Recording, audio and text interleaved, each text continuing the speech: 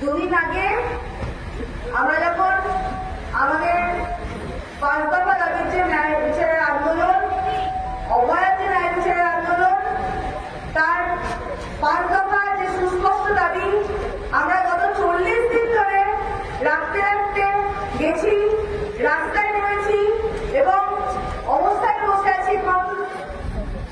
যে অভয়ার ন্যায় বিচারের দাবিতে গত 40 দিন ধরে জুনিয়র ডাক্তাররা রাস্তায় থেকেছে, সাধারণ মানুষ, আপামর নাগরিক সমাজ যার সমর্থনে রাস্তায় থেকেছে, তাদের প্রত্যেককে আমাদের স্যালুট।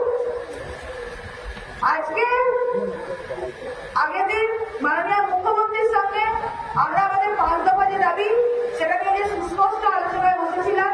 তাতে আমরা বারংবার জানিয়েছি যে মাননীয় মুখ্যমন্ত্রী আমাদের প্রত্যেকটি দাবিকে অত্যন্ত সংগ্রামতার সঙ্গে শোনেন।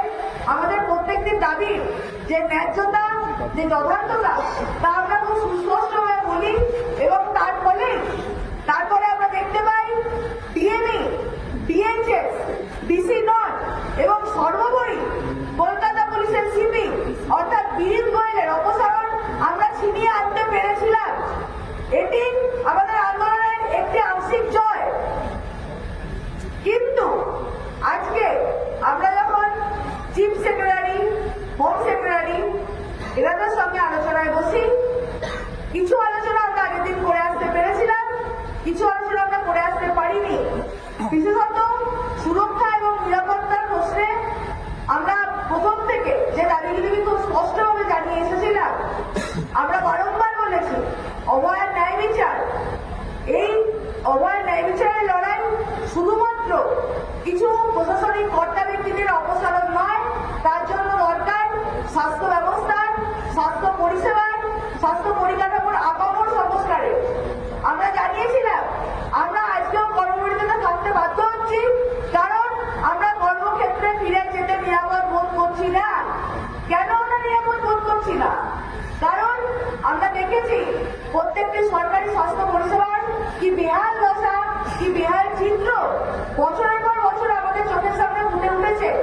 আমরা দেখেছি ডিস্ট্রিক্ট হসপিটালগুলোয় গ্রামাঞ্চলে বড় বড় বিল্ডিং হওয়া সত্ত্বেও, গাল ভরা নাম হওয়া সত্ত্বেও কার্যত রোগীদেরকে সামান্য চিকিৎসার জন্য বারংবার কলকাতামুখী হতে হয়েছে। আমরা দেখেছি প্রপার রেফারেল সিস্টেম না থাকার কারণে মানুষজন, রোগীরা কলকাতার মেডিকেল কলেজগুলিতে ঘুরে ঘুরে পড়েছেন এবং তারপর শুনেছে যে এখানে বেড অ্যাভেলেবেল নয়। আমরা দেখেছি পেরিফেরিতে ডিস্ট্রিক্ট হসপিটালগুলোকে মেডিকেল কলেজ এবং হাসপাতালে স্থানান্তরিত করলেও তাতে কার্যত পরিকাঠামো এবং ডাক্তার, নার্স সহ বিভিন্ন স্বাস্থ্যকর্মী তাদের সংখ্যা খুব যৎসামান্য, যার কালমিনেশন এসে ঘটেছে এই স্বাস্থ্য পরিষেবার বেহাল দুর্দশাতে। গত 40 দিন ধরে প্রত্যেকটি মেডিকেল কলেজে যে ভয়ের বাতাবরণ গড়ে উঠেছে, যে থ্রেট কালচার, যে সিন্ডিকেট চক্র, যে নেক্সাসের ছবি আমাদের চোখের সামনে উঠে এসছে, ভয় ধরিয়েছে আমাদের মনে, বারংবার শিহরিত করেছে আমাদেরকে। আমরা দেখেছি তাদের কিছু মুষ্টিমেয় ব্যক্তিকে সরানোর মধ্যে দিয়ে সেই থ্রেট কালচারকে কোন রকমভাবে ধামাচাপা দেওয়ার চেষ্টা করেছে। আমরা স্পষ্টত জানিয়েছিলাম এই থ্রেট কালচারকে সমূলে উৎপাদন করার জন্য প্রয়োজন প্রত্যেকটি কলেজে গণতান্ত্রিকভাবে ছাত্রছাত্রী নির্বাচনে, প্রয়োজন প্রত্যেকটি মেডিকেল কলেজ এবং হসপিটালে রেসিডেন্ট ডক্টর অ্যাসোসিয়েশনের গণতান্ত্রিক নির্বাচনে, প্রয়োজন যে কটি ডিসিশন মেকিং বডি আছে, সেটি কলেজ কাউন্সিল হতে পারে, সেটি হোস্টেল কমিটি হতে পারে, সেটি হাউস কাউন্সিলিং হতে পারে, সেটা রোগী কল্যাণ সমিতি হতে পারে, তার গণতান্ত্রিক নির্বাচনে এবং তাতে জুনিয়র ডাক্তার এবং স্টুডেন্টদের প্রতিনিধিত্ব ইনক্লুড করার দাবি আমরা জানিয়েছিলাম।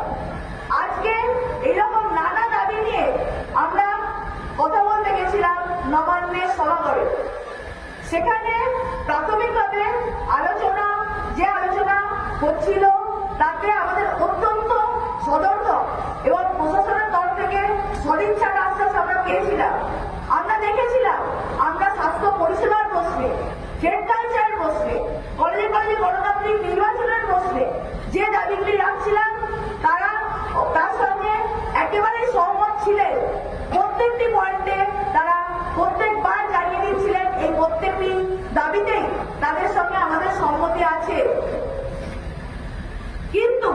এই গোটা জিনিসটা থেকে এই গোটা আলোচনায়, এই 5.5 ঘন্টা সুদীর্ঘ আলোচনায় আমরা ভেবেছিলাম ঠিক আছে 40 দিন রাস্তায় বসে থাকতে পারি, কিন্তু আমাদের আন্দোলনের দাবি যথার্থ থাকে, আমাদের আন্দোলনের দাবিগুলি কেন দরকার, সেটা যে শুধুমাত্র একটি ডাক্তারদের আন্দোলন নয়, সেটা যে রোগী পরিষেবার আন্দোলন, সেটা যে আপামর সামাজিক একটি আন্দোলন, সেই দাবি যথার্থ থাকে। আমরা ভেবেছিলাম প্রশাসন তার মতো করে মান্যতা দিয়েছে, যেরকম ভাবে আগের দিন আমরা যখন সিপির দাবি তুলেছিলাম, সিপিকে অপসারণের দাবি তুলেছিলাম, তা যেমন তারা কার্যত মেনে নিতে বাধ্য হন, সেই রকম ভাবেই আমরা ভেবেছিলাম আমরা বাকি যে ন্যায় বিচারের দাবিগুলি করেছি, বাকি যে সুস্পষ্ট নিরাপত্তা এবং সুরক্ষার প্রশ্নে যে দাবিগুলি আমরা করেছি, তার প্রত্যেকটির সঙ্গে তারা সহমত এবং খুব দ্রুত এর কোনো সমাধান আমরা দেখতে পাবো। আমরা ভেবেছিলাম যে এই নিরাপত্তা ও সুরক্ষার প্রশ্নে আমরা বারংবার বলতে আস্তে আস্তে বলে এসেছি যে অভয়ার ঘটনা কোনো বিক্ষিপ্ত ঘটনা নয়। গত 3-4 বছর ধরে স্বাস্থ্য ক্ষেত্রে যে দুর্নীতি, যে সিন্ডিকেট রাজ চলেছে, যে ভয় বাতাবরণ চলেছে, যে চাপিয়ে দেওয়া, যে দমিয়ে দেওয়া, প্রতিরোধের কঠোর সঙ্গে দমিয়ে দেওয়া যে বাতাবরণ চলেছে আপাতত সমাজে, আজকে তারই ফাইনাল কালমিনেশন হচ্ছে অভয়ার ঘটনাটি, যার ফাইনালি যার দাম দিতে হলো আমারই একজন সহকর্মীকে এরকম একটা নৃশংসভাবে খুনের মধ্যে দিয়ে। আমরা বলেছিলাম এর যদি ভবিষ্যতে কখনো কোনো অভয়ার ঘটনা না ঘটে, তার জন্য দরকার স্বাস্থ্য ব্যবস্থার আপামর সংস্কারে। তারা আমাদের সঙ্গে প্রতিনিধি বসতে সহমত হয়েছিলেন, কিন্তু যখন আমরা দেখলাম সেই সম্পর্কে মৌখিক আশ্বাস দিলেও আলোচনার শেষে যখন মাইনরস লেখার প্রক্রিয়া চালু হয়েছিল, যখন এই আশ্বাসগুলি এতক্ষণ ধরে যে বার্তালাপ চলল সেগুলিকে নিয়ে আমরা মাইনরস লিখতে বসলাম, তখন প্রশাসনের তরফ থেকে সেই মাইনরস লেখার প্রশ্নে আমাদের কোনো দাবিকে তারা গ্রাহ্য করলেন না। শুধুমাত্র কিছু অনকল রুম, কিছু বাথরুম, কিছু রেস্টরুম এবং সিসিটিভি এইগুলি বাদ দিয়ে আর বাকি প্রায় কোনো দাবিগুলোকে থ্রেড কালচার প্রশ্নে আমাদের যে সুস্পষ্ট দাবি ছিল, ডিস্ট্রিক্ট হাসপাতালগুলির প্রশ্নে আমাদের যে সুস্পষ্ট বক্তব্য ছিল যে ডিস্ট্রিক্ট হাসপাতালগুলির এখনকার কি অবস্থা তার স্ট্যাটাস রিপোর্ট বার করতে এবং যথাসম্ভব উন্নতির জন্য তার প্রয়াস নিতে। আমরা বলেছিলাম যে রোগী পরিষেবাকে আরো উন্নত করার জন্য প্রপার রেফারেন্স সিস্টেমের ব্যবস্থা করতে। আমরা বলেছিলাম প্রত্যেকটি জায়গায় রিক্রুটমেন্ট করতে, স্বাস্থ্যকর্মী সেটা জিডিও হতে পারেন, সেটা নার্সিং স্টাফ হতে পারেন, সেটা শিক্ষক হতে পারেন, সেটা ডাক্তার হতে পারেন, তাদের রিক্রুটমেন্টে। কিন্তু আমরা দেখেছিলাম, আমরা বলেছিলাম যে গণতান্ত্রিকভাবে স্টুডেন্ট ইউনিয়ন এবং আরডি ইলেকশন করে ভয় বাতাবরণকে দূর করতে। আমরা বলেছিলাম ডাব্লিউবিএমসি নির্বাচন, ডাব্লিউবিএমসি যে ভয়ঙ্কর ন্যাক্কারজনক উচ্চ পদে আসীন যে কর্তা ব্যক্তিরা তারা যেভাবে সরাসরি এই দুর্নীতি চক্রে জড়িত, তার ডাব্লিউবিএমসি যে অস্বচ্ছ রূপ আমাদের চোখের সামনে গড়ে তোলে, সেই জায়গা থেকে পুনর্নির্বাচনের দাবি আমরা জানিয়েছিলাম। কিন্তু কার্যত আমরা দেখলাম যে মাইনরস লেখার প্রশ্নে যখন আমরা একটা লিখিতভাবে একটা এগ্রিমেন্টের জায়গায় পৌঁছচ্ছি, তখন তারা আমাদের কোনো দাবিকে সেই লিখিত জায়গায় নিয়ে যেতে রাজি হলেন না। উল্টো দিকে ওনারা কি বললেন? উল্টো দিকে ওনারা বললেন যে ঠিক আছে, তোমরা যারা দাবি জানাচ্ছ তা আমরা মৌখিকভাবে মেনে নিচ্ছি, মৌখিকভাবে মেনে নিলেও আমরা তার লিখিত এক্ষুনি দিতে পারবো না, এগুলিকে প্রশাসনিক স্তরে নামাতে কিছুটি সময় লাগে, আমরা তোমরা কালকে সকালে তোমাদের দাবিগুলিকে মেল করো, আমরা তারপরে যেগুলি সম্পর্কে সম্ভব সেগুলি সম্পর্কে শুধু ডাইরেক্টিভ বার করবো। আমরা সেই জায়গা থেকে বারংবার অনুরোধ করতে থাকি যে এর আগেও আমরা যখন মাননীয় মুখ্যমন্ত্রীর সঙ্গে আলোচনায় বসেছিলাম, যে পয়েন্টগুলিতে আমরা সহমত হয়েছিলাম, যে পয়েন্টগুলিতে আমরা সহমত হইনি, তার প্রত্যেকটি আমরা মাইনরসে সঠিকভাবে নথিবদ্ধ করতে পেরেছিলাম, নথিবদ্ধ করতে পেরেছিলাম এবং দুপক্ষের সম্মতিতে দুপক্ষই সেই মাইনরসে সাইন করে তারপরে আমরা মাননীয় মুখ্যমন্ত্রীর বাড়ি থেকে আলোচনা শেষ করে বেরিয়ে আসতে পেরেছিলাম।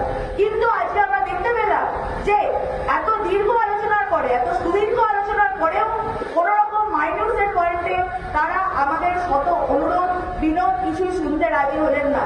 ফলত আমরা বাধ্য হলাম মাইনরস সাইন না করে ফিরে আসতে। এই